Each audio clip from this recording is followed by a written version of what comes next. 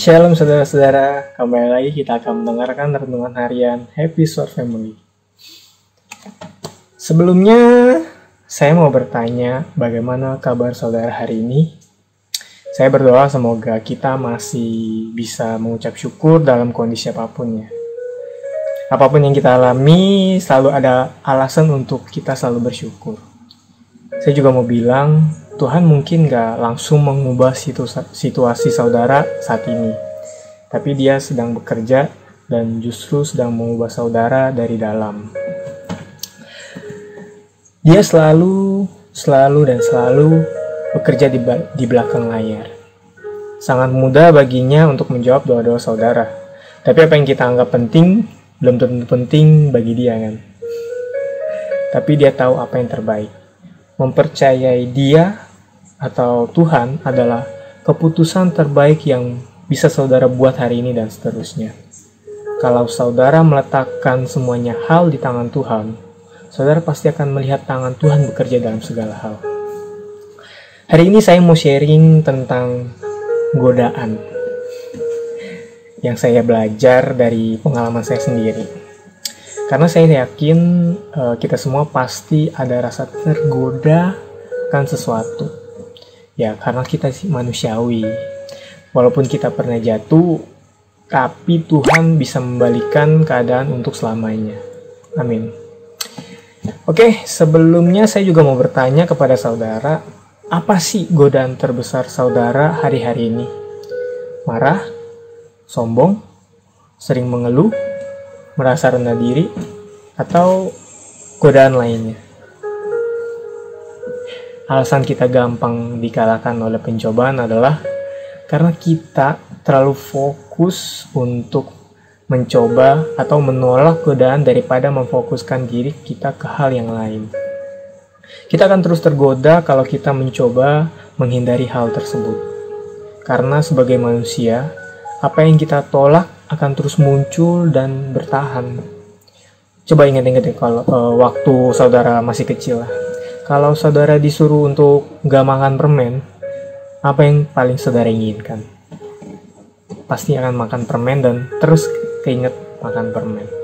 Semakin kita memikirkan sesuatu, kita akan semakin tertarik. Jadi, kalau saudara mau mengalahkan godaan, jangan dilawan, tapi ubah fokus saudara. Karena beberapa waktu lalu ini saya sharing pengalaman saya. Waktu itu saya sedang belajar mengendarai motor kopling, motor orang sih sebenarnya.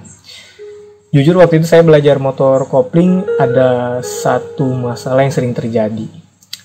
Motor tersebut selalu mati karena awal lepas antara kopling dan gas motornya. Dari situ orang yang meminjamkan saya dan sekaligus mengajari saya memberitahu sesuatu yang membantu saya dengan masalah ini. Selama ini saya tuh belajar menyetirnya itu ketika pertama kali jalan motornya tersebut, fokus saya selama menyetir adalah untuk mensinkronkan antara kopling dan gasnya itu. Pikiran saya tuh terlalu fokus dengan hal tersebut. Karena tuh saya takut motornya tuh mati lagi. Dan karena fokusnya ke situ terus, itu malah membuat kesalahan yang sama berkali-kali. Tapi saya mulai mengalihkan fokus saya untuk fokus jalan ke depan dan menggunakan feeling dalam mengendarai ketika lepas kopling dan gasnya itu. Akibatnya motor tersebut tidak mati lagi akibat yaitu kopling dan gas. Nah, dari cerita ini kita bisa belajar untuk tidak membiarkan pikiran kita fokus sama goda-godaan, tapi penuhi pikiran kita dengan hal-hal yang positif. Semua janji-janji Tuhan dan rencana Tuhan dalam hidup kita. Roma 12 ayat 21 mengatakan, "Janganlah kamu dikalahkan oleh kejahatan, tetapi kalahkanlah kejahatan dengan kebaikan." Kalau pikiran kita dipenuhi dengan pikiran yang baik, gak akan ada ruang untuk pikiran yang bisa menggoda kita untuk berbuat dosa. Ya, di tengah musim yang sulit ini, mungkin ada godaan-godaan yang spesifik yang menjadi semakin kuat dan muncul terus-menerus. Ya, kuncinya adalah untuk memfokuskan kembali perhatian kita pada hal lain. Fokuskan diri saudara ke Tuhan.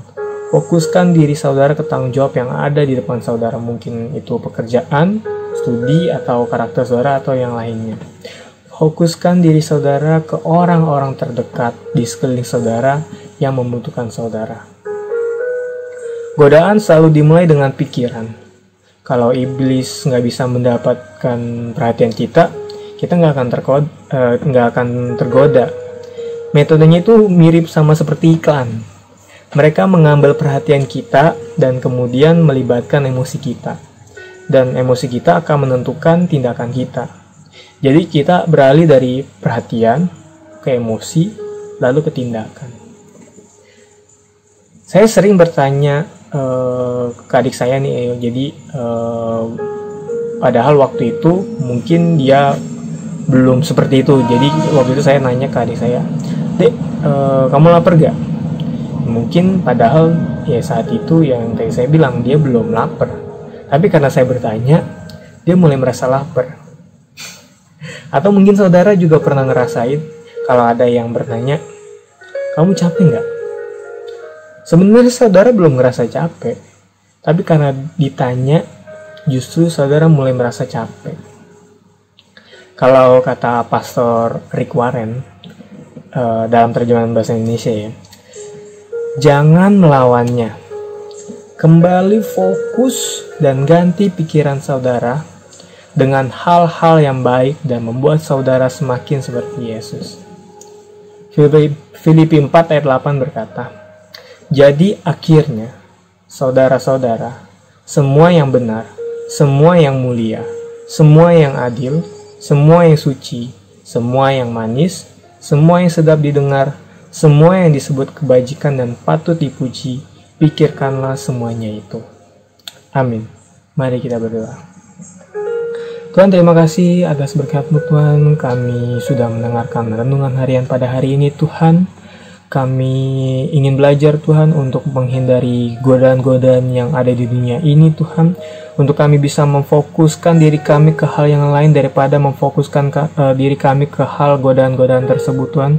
Supaya kami bisa menjalani hari ini dan seterusnya bersama Engkau Tuhan tanpa memfokuskan diri kami terhadap godaan-godaan tersebut Tuhan. Beri kami hikmat Tuhan, beri kami kekuatan Tuhan, dan beri kami kesehatan Tuhan untuk terus Tuhan bersama dengan Kau Tuhan. Terima kasih Bapa, terima kasih Yesus. Kami sudah berdoa dan mengucap syukur. Haleluya. Amin. Shalom saudara-saudara. Sampai berjumpa di renungan selanjutnya. Tuhan Yesus memberkati.